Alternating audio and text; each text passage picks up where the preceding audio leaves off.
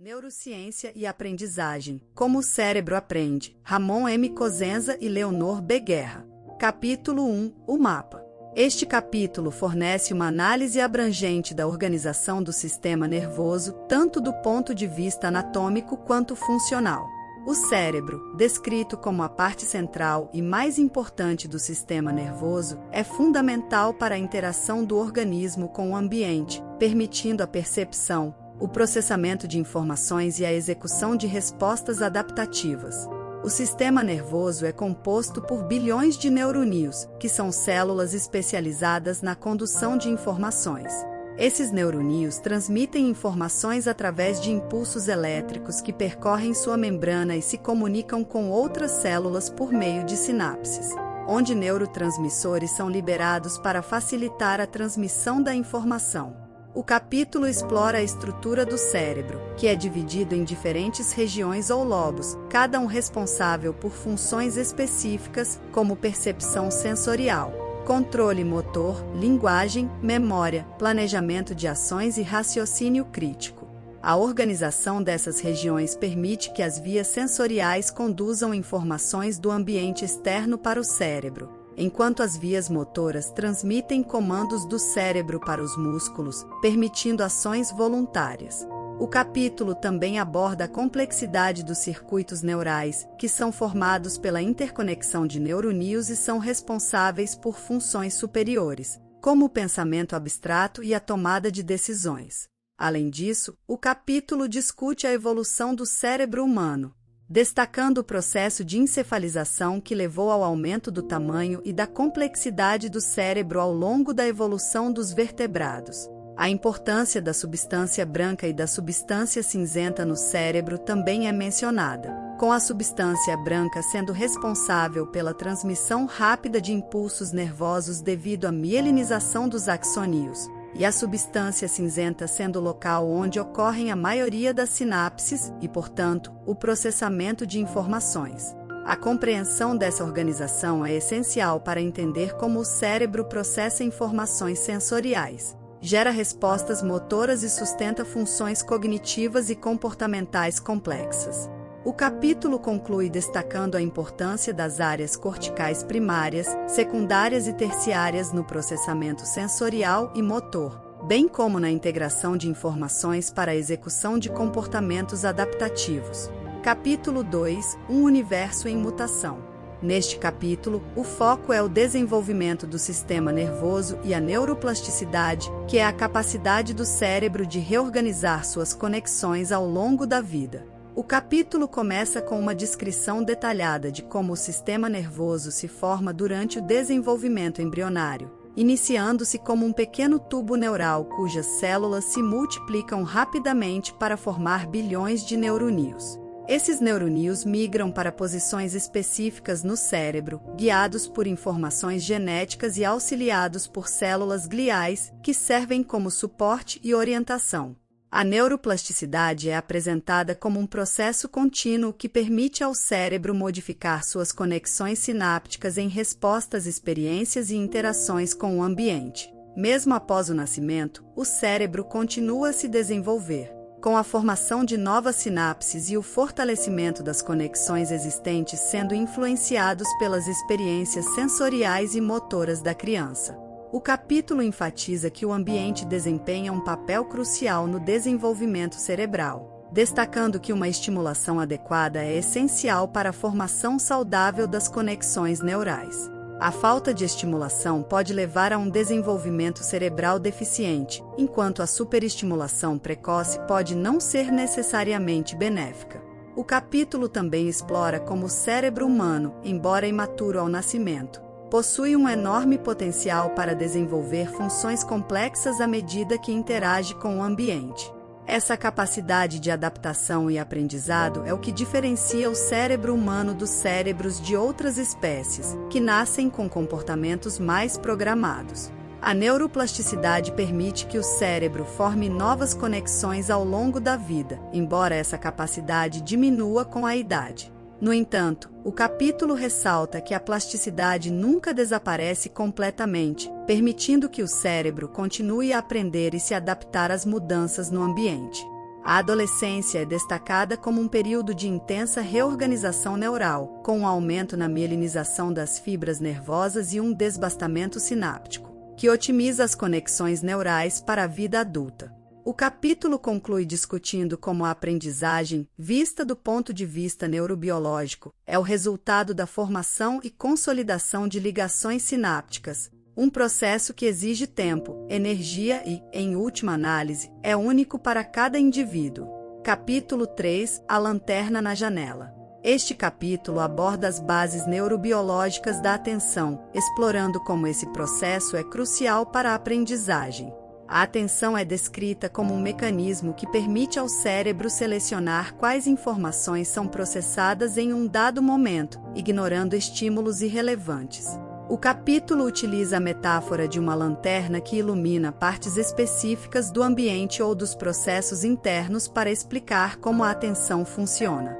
A atenção é modulada por diferentes níveis de alerta e vigilância, que variam desde o sono profundo até um estado de plena vigília, influenciando diretamente a capacidade de processar informações. O estado emocional, como a ansiedade, também pode ter um impacto significativo na atenção, podendo tanto melhorar quanto prejudicar a capacidade de focar e processar informações dependendo do nível de ansiedade. O capítulo discute os mecanismos neurais envolvidos na atenção, diferenciando entre a atenção reflexa, que é uma resposta automática a estímulos ambientais, e a atenção voluntária, que é controlada conscientemente e direcionada por objetivos específicos. A atenção reflexa é exemplificada pelo reflexo de virar a cabeça ao ouvir um som alto, enquanto a atenção voluntária é ilustrada pela concentração necessária para encontrar um objeto perdido em uma gaveta desorganizada. O capítulo também explora os circuitos neurais que sustentam a atenção, com destaque para o papel do locus ceruleus, uma pequena região no tronco cerebral que regula o estado de alerta através da liberação de noradrenalina. Esses circuitos são responsáveis por manter o cérebro em um estado de prontidão para responder a estímulos relevantes. Além disso, o capítulo discute a importância do córtex parietal, que está envolvido no redirecionamento do foco da atenção e na seleção de estímulos específicos para processamento detalhado. A atenção é vista como um processo dinâmico que envolve a constante modulação dos circuitos neurais para otimizar a eficiência do processamento de informações, o que é essencial para a aprendizagem eficaz. O capítulo conclui afirmando que a compreensão desses processos é fundamental para desenvolver estratégias educacionais que possam maximizar a atenção dos alunos e, assim, melhorar o processo de aprendizagem.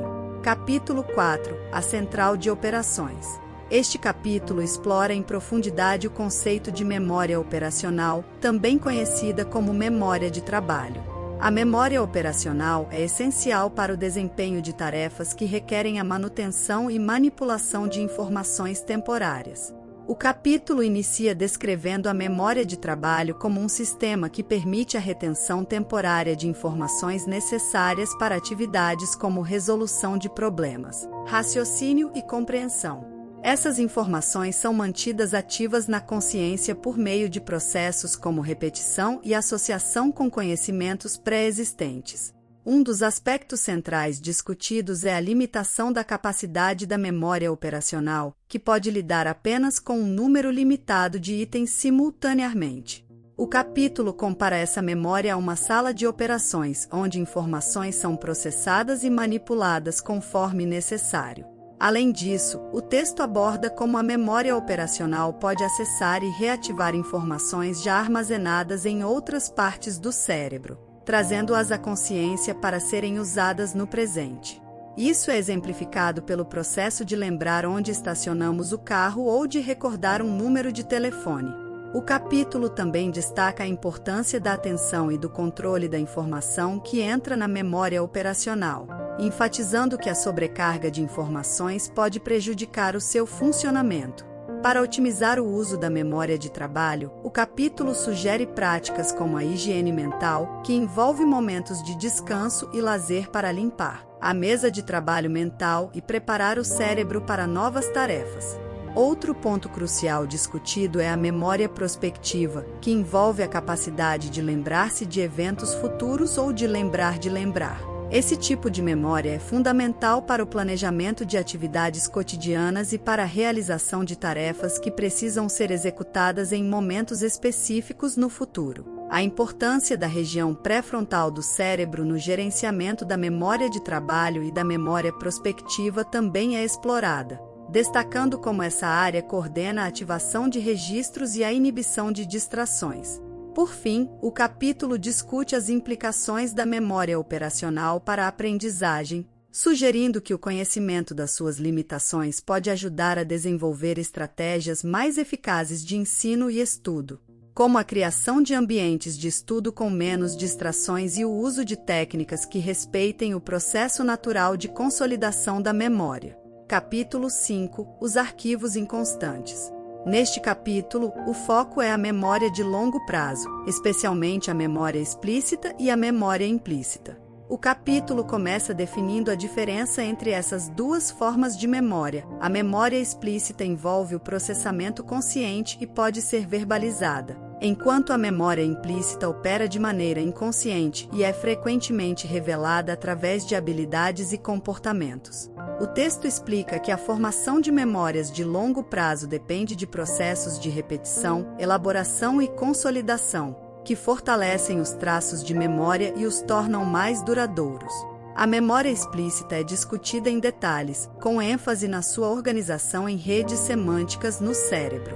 Cada memória explícita é composta por fragmentos de informações que, quando ativados, podem desencadear a lembrança de outras memórias relacionadas, criando um efeito em cadeia que pode levar à recuperação de informações mais complexas.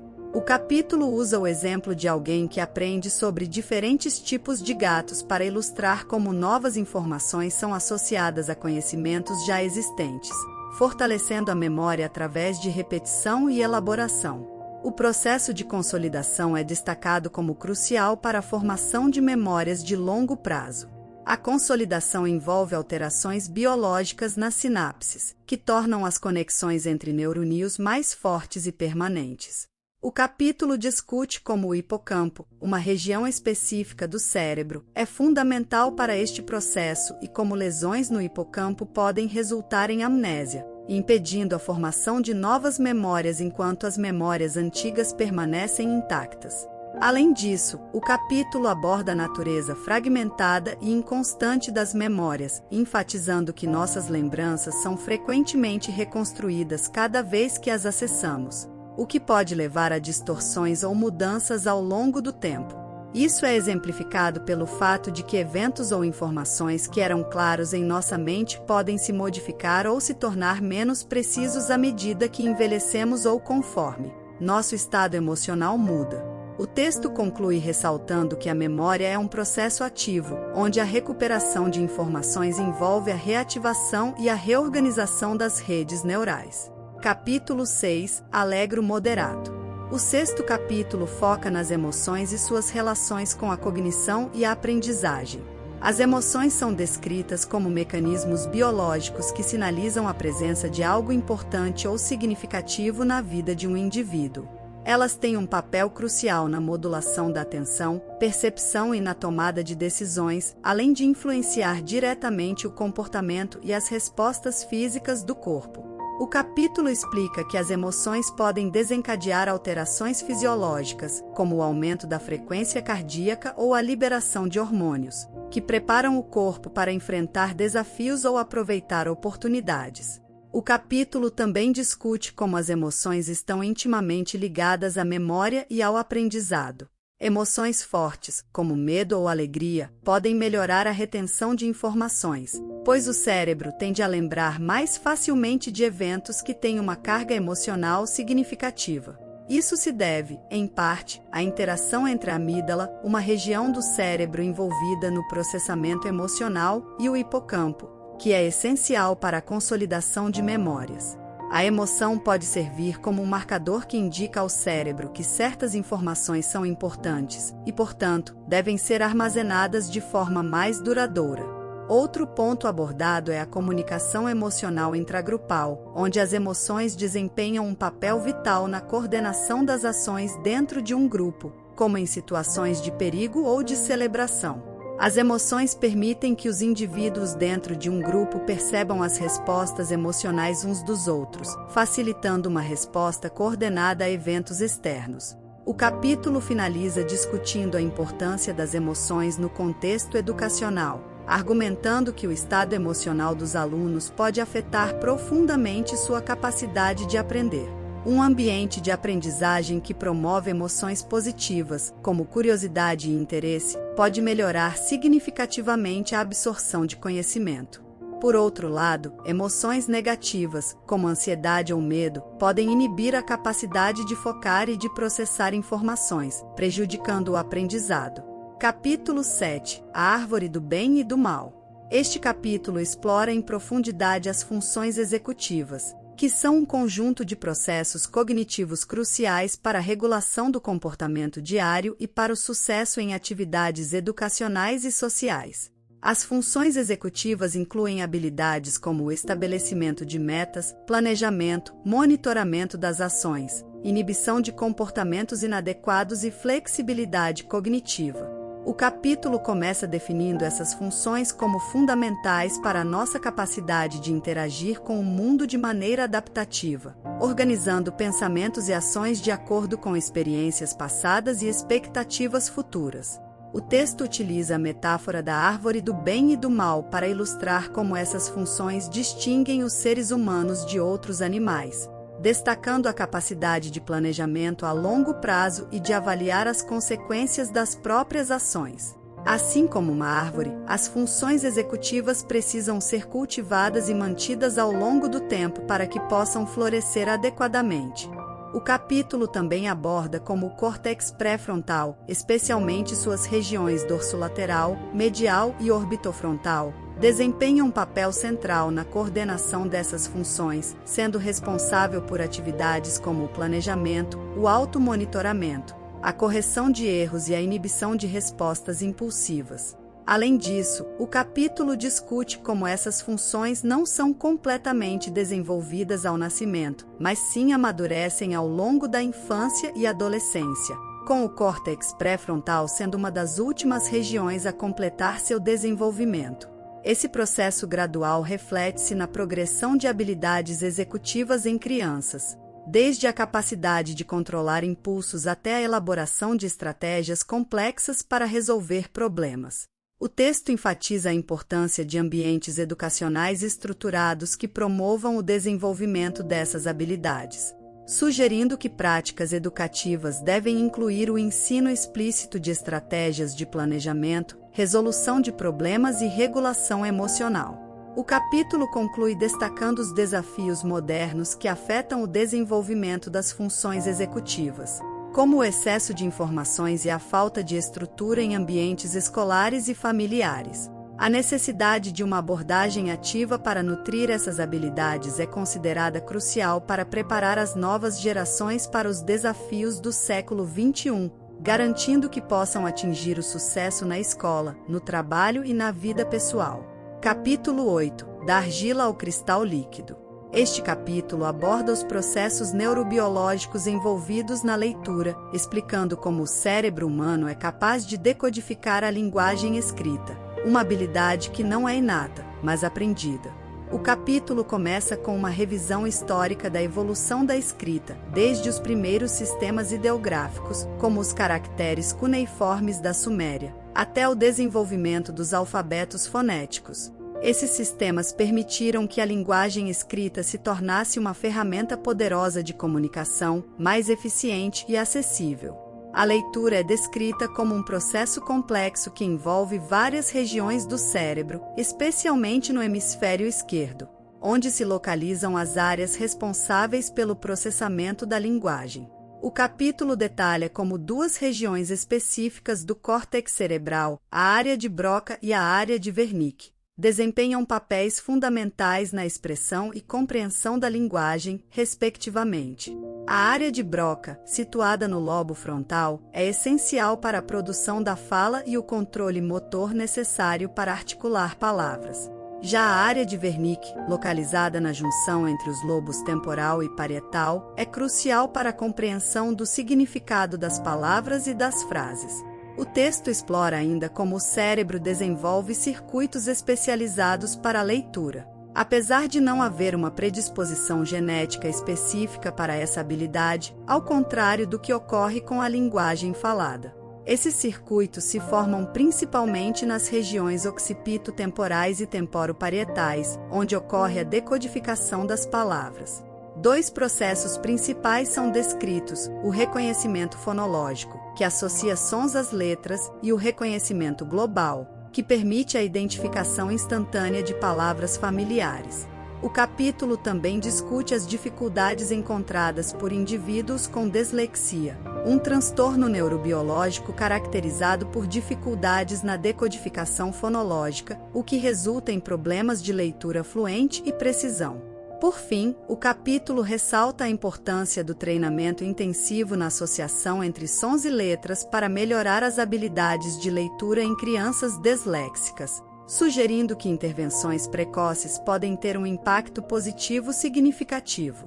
A compreensão dos processos neurobiológicos da leitura, assim como das dificuldades que podem surgir, é apresentada como fundamental para o desenvolvimento de métodos educacionais mais eficazes. Capítulo 9. A fileira dos números. Neste capítulo, o foco é a capacidade inata do cérebro humano de lidar com números, conhecida como numeracia. O texto explica que, assim como a linguagem, a habilidade de compreender e manipular quantidades está geneticamente programada no cérebro humano. Desde cedo, bebês demonstram a capacidade de discriminar entre diferentes quantidades e até realizar cálculos simples, evidenciando que a noção de números e quantidades é uma habilidade básica do cérebro. O capítulo detalha experimentos que mostram como bebês e outros animais, como ratos e macacos, podem estimar quantidades e realizar comparações numéricas. Esse senso numérico, ou numerosidade, é uma propriedade fundamental da representação dos objetos no cérebro, permitindo que os seres humanos e outros animais categorizem objetos com base em quantidade, assim como fazem com cor ou forma. O texto explica que essa habilidade é essencial para a sobrevivência, pois permite que animais façam escolhas mais vantajosas, como selecionar alimentos com base em quantidade. A discussão continua com a introdução do conceito de fileira de números, uma representação mental onde os números são dispostos em uma linha crescente da esquerda para a direita, facilitando a comparação e a manipulação de quantidades. O capítulo explora como essa representação mental está ligada a circuitos específicos no córtex parietal, que também são responsáveis pelo processamento espacial.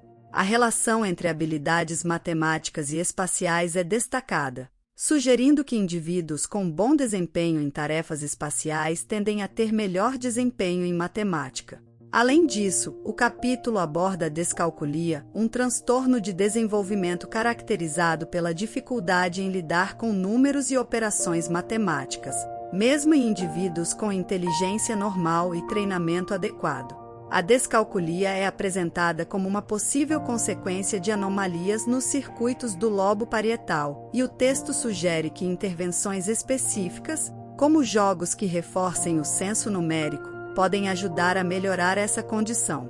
O capítulo conclui afirmando que a compreensão dos processos cerebrais envolvidos na numeracia e na descalculia é essencial para o desenvolvimento de estratégias educacionais que possam apoiar melhor as crianças com dificuldades matemáticas. Capítulo 10. Lerdos e espertos, estúpidos e brilhantes. Este capítulo explora o conceito de inteligência e suas complexas relações com o funcionamento cerebral. A inteligência é definida como a capacidade de se adaptar ao ambiente e aprender com a experiência, sendo uma habilidade multifacetada que abrange raciocínio, planejamento, resolução de problemas, pensamento abstrato, compreensão de ideias complexas, aprendizagem rápida e por experiência. O capítulo começa discutindo as diferentes maneiras pelas quais a inteligência tem sido percebida ao longo do tempo e em diferentes culturas, destacando que ela não se limita apenas ao desempenho acadêmico, mas também envolve a capacidade prática de lidar com o ambiente e fazer escolhas adequadas.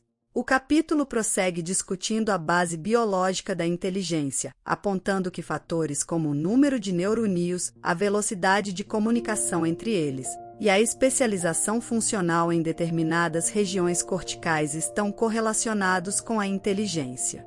No entanto, a inteligência não está localizada em uma única área do cérebro, mas é o resultado do funcionamento integrado de várias redes neurais, especialmente aquelas que envolvem a substância branca, que conecta diferentes centros nervosos. Além disso, o texto aborda como a genética influencia a inteligência, mas também enfatiza a importância do ambiente, que pode moldar e até mesmo controlar a manifestação dos potenciais genéticos. O capítulo também aborda as diferenças culturais na concepção de inteligência, destacando como diferentes sociedades valorizam diferentes tipos de habilidades. Isso leva a uma reflexão sobre os desafios de medir a inteligência de forma isenta de vieses culturais, visto que os testes de inteligência convencionais podem não captar aspectos como sabedoria, criatividade, conhecimento prático ou habilidades sociais. A relação entre inteligência e desempenho escolar é discutida, com ênfase em como a intervenção educacional pode melhorar os resultados dos testes de inteligência, ao influenciar atitudes, criar habilidades intelectuais e aumentar o nível de informação do indivíduo. Finalmente, o capítulo destaca a importância de uma abordagem ampla na compreensão da inteligência, que considere tanto as capacidades inatas quanto as influências do ambiente, e como esses fatores interagem para moldar a capacidade cognitiva de cada indivíduo. A inteligência é vista como uma qualidade fluida e dinâmica, influenciada por uma rede complexa de fatores que inclui a biologia, o ambiente e a cultura. Capítulo 11 – A máquina imperfeita. Neste capítulo, o foco é nas dificuldades de aprendizagem, um tema crucial tanto para educadores quanto para pais. O capítulo inicia descrevendo os desafios que os educadores enfrentam ao lidar com estudantes que apresentam dificuldades para aprender, seja por falta de atenção, comportamentos perturbadores ou uma descompensação entre as habilidades em diferentes disciplinas. Também são mencionados os estudantes com deficiências sensoriais, como visual e auditiva, ou com desarranjos sociais, cognitivos ou motores que afetam significativamente o seu processo de aprendizagem. O capítulo explora como as dificuldades de aprendizagem podem ter causas variadas e multifatoriais, incluindo aspectos que interferem na aquisição de novos esquemas cerebrais, essenciais para a produção de novos comportamentos. É ressaltado que, embora a aprendizagem ocorra no cérebro, nem sempre as dificuldades são causadas por problemas neurológicos. Fatores ambientais e contextuais também podem ter um papel significativo nas falhas de aprendizagem, o que torna essencial uma abordagem interdisciplinar para avaliação e intervenção. Além disso, o texto discute transtornos específicos de aprendizagem, como a dislexia e a descalculia, que resultam em desempenho abaixo do esperado em habilidades específicas, como leitura, escrita ou raciocínio lógico-matemático.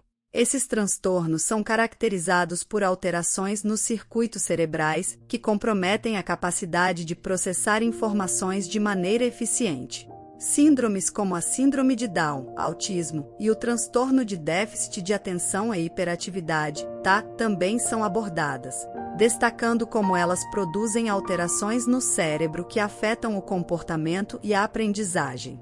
O capítulo conclui enfatizando a importância de uma abordagem interdisciplinar e integrada, que envolva diferentes profissionais, como psicopedagogos, neurologistas, fonoaudiólogos, entre outros, para abordar as dificuldades de aprendizagem de forma abrangente. O envolvimento ativo da escola e da família é considerado essencial para maximizar o potencial de aprendizagem dos estudantes, mesmo aqueles que apresentam cérebros imperfeitos. Capítulo 12 – O diálogo desejável. Este capítulo final trata das relações entre neurociência e educação, explorando como o diálogo entre essas duas áreas pode trazer benefícios mútuos. O capítulo começa discutindo como a educação visa ao desenvolvimento de novos conhecimentos e comportamentos, um processo que está intimamente ligado à aprendizagem, que, por sua vez, depende das mudanças neurobiológicas no cérebro. O texto enfatiza que, embora a neurociência ofereça insights valiosos sobre como o cérebro aprende, ela não deve ser vista como uma panaceia para todos os problemas educacionais. Em vez disso, as descobertas neurocientíficas devem ser integradas de forma crítica e informada nas práticas pedagógicas, respeitando as complexidades e especificidades do contexto educacional. A neurociência pode, no entanto, fornecer uma base científica mais sólida para práticas que já são utilizadas com sucesso, além de sugerir novas intervenções baseadas em uma compreensão mais profunda dos processos cognitivos. Além disso, o capítulo explora como as descobertas neurocientíficas podem ajudar a identificar as melhores práticas para ensinar funções executivas, que são fundamentais para o sucesso acadêmico e a vida em geral. A importância de incorporar estratégias que promovam a capacidade de planejar, monitorar e regular o próprio aprendizado é destacada, com sugestões para práticas pedagógicas que ajudem os alunos a desenvolver essas habilidades de forma estruturada e sistemática. Por fim, o texto discute os desafios e as oportunidades que surgem da interação entre neurociência e educação, incluindo a necessidade de capacitação dos profissionais da educação para que possam aplicar os conhecimentos neurocientíficos de forma eficaz. O diálogo entre essas áreas é visto como crucial para o desenvolvimento de uma educação mais inclusiva e eficaz, capaz de atender às necessidades de todos os alunos, independentemente de suas diferenças neurológicas.